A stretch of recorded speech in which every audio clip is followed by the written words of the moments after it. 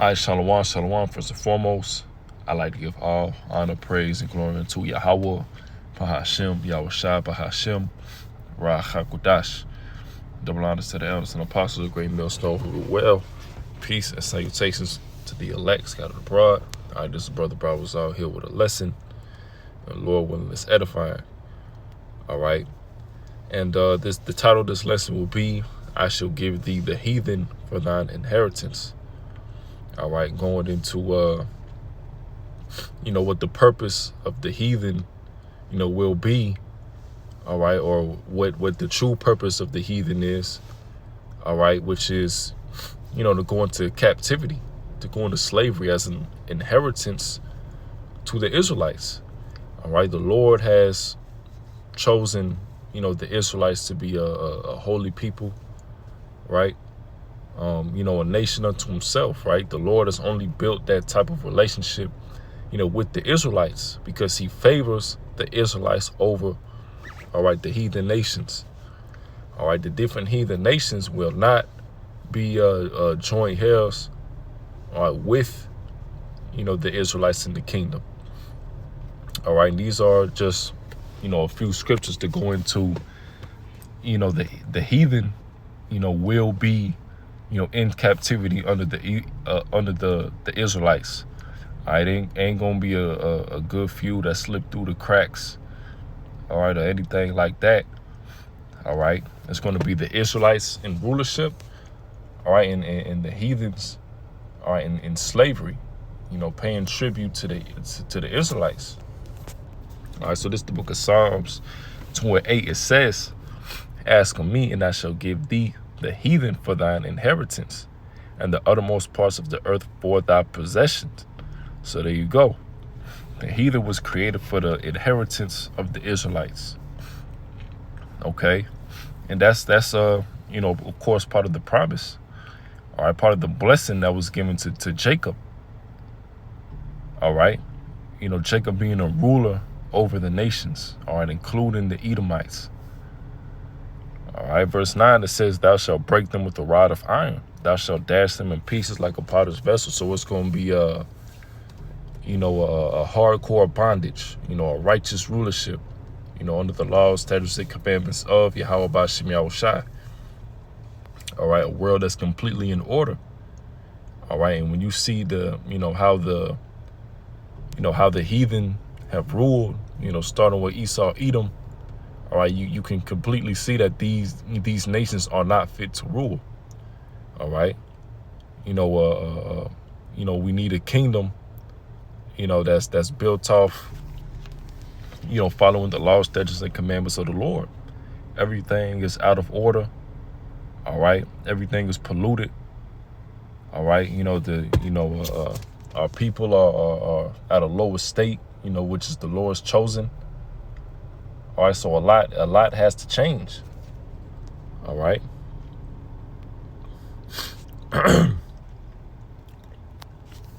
This is the book of Revelation 2:26. It says, "And he that overcometh and keepeth my works unto the end, to him will I give power over the nations." Power over the nations. All right. That's going to be those Israelites. All right. That's going into, starting with the elect, those first fruits. That's gonna make it into the kingdom. Them that stay faithful to Yahweh Bashem Yahushua. Don't take the sea hip. All right, that truly have the fear of the Lord. All right, those are gonna be the ones who, are gonna be them first fruits in the kingdom, the elect. Verse 27, "And he shall rule them with a rod of iron, as the vessels of a potter shall they be broken to shivers, even as I received of my father." So there you go. All right. "And he shall rule them with a rod of iron." So that's how it's going to be. It ain't going to be a couple heathen, joint heirs and, sharing the kingdom. Nah. All right. The whole point of the Israelites, getting into this punishment. All right. So the Israelites, all right, can have a way back to the Father through Yahweh Shai.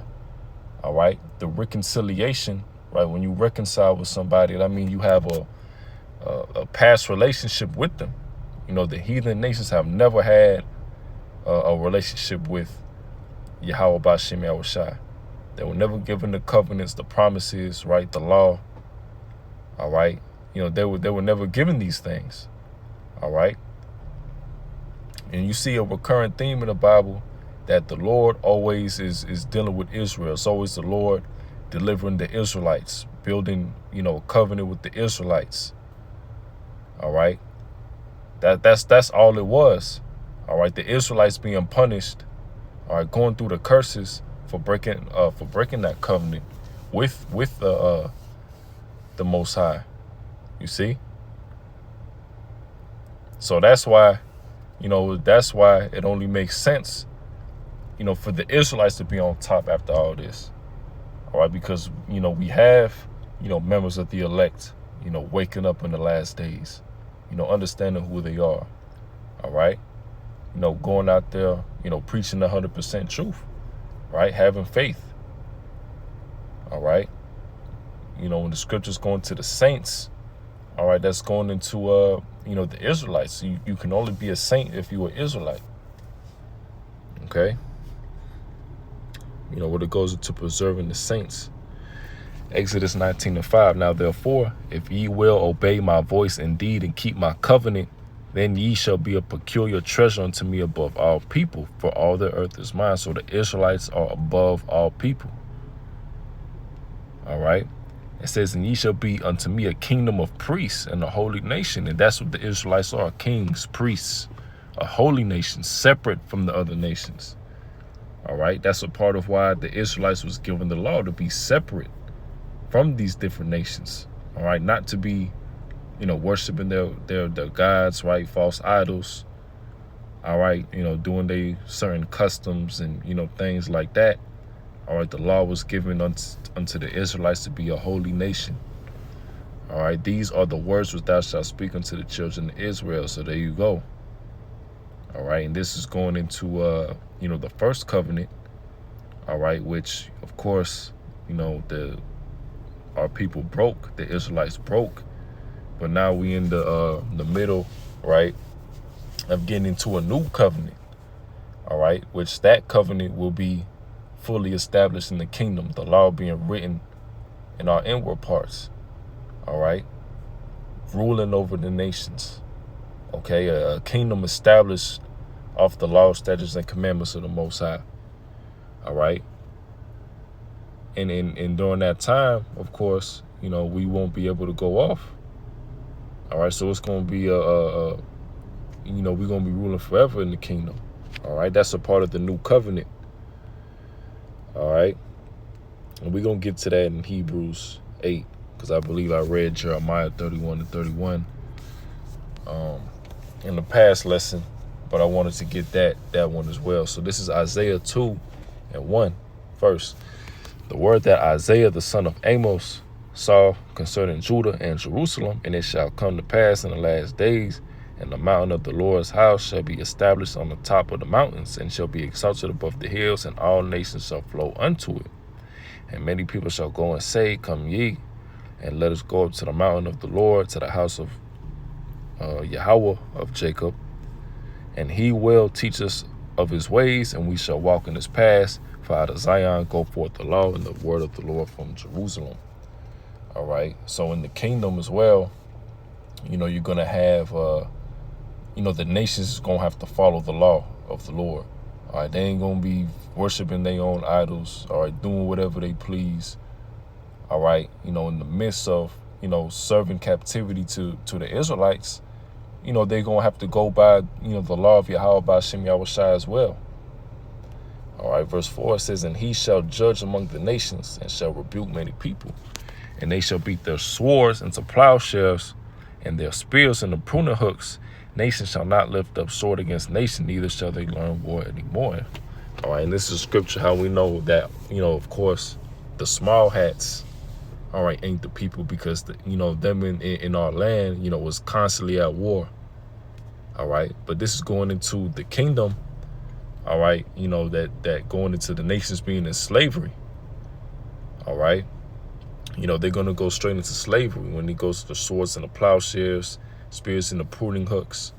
All right, these are tools you would use, to be at labor. All right, so the heathen nations, their purpose, all right, is to be, under subjection, right, under the Israelites, given to the Israelites as an inheritance. Okay, not joint heirs. Okay, the Lord is only dealing with a specific line of people, right? Bloodline of people. All right, going down from the Father. All right, it ain't no such thing, because you got some clown in the comments saying that everybody's mixed. 99.9 no. All right, the scriptures go into your father determines who your nation is. It don't matter what you look like. It don't matter. All right, if you as a man, if you deal with a woman from another nation, if you have a kid, right, with a woman from another nation, it don't matter. That child is going to be what you are, what the father is. All right, so you can say, technically you're gonna have some genes from the mom, but your nation will be an Israelite. Or in the same if you were heathen, right? If a Moabite man has a child with somebody of any nation, that child will come out to be a Moabite. You see?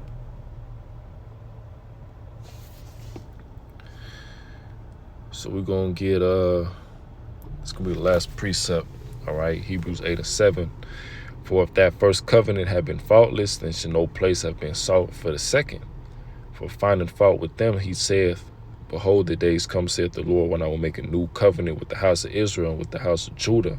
All right, and the Lord, of course, goes into that in Jeremiah 31:31 as well. All right, going into the law, going into the inward parts of the Israelites.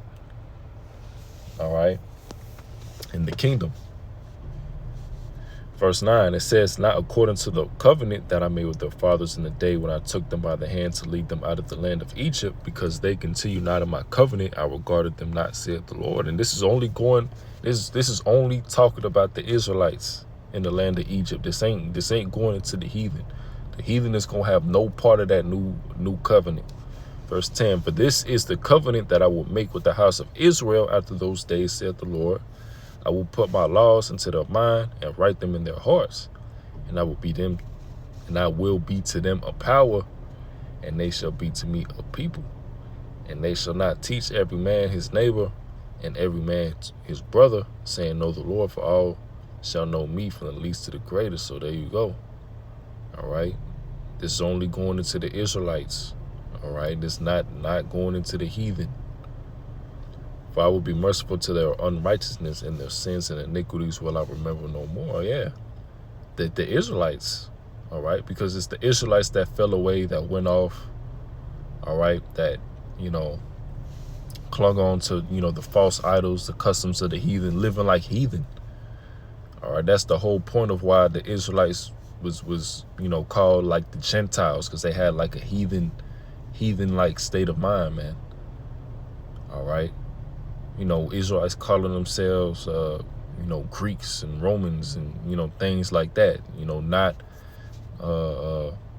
not being brought up into the customs of being an Israelite. You see?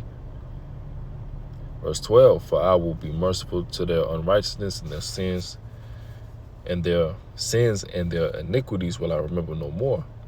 In that he saith a new covenant, he hath made the first old. Now that which decayeth and waxeth old is ready to vanish away. So there you go. All right. So this is, the future for the heathen. All right. And the future, for the Israelites. But, that'll do it with the lesson, Lord willing. It was edifying. So with that, I'd like to give all honor, praise, and glory unto Yahweh by Hashem, Yahushua by Hashem, Rachakudash. Shalom.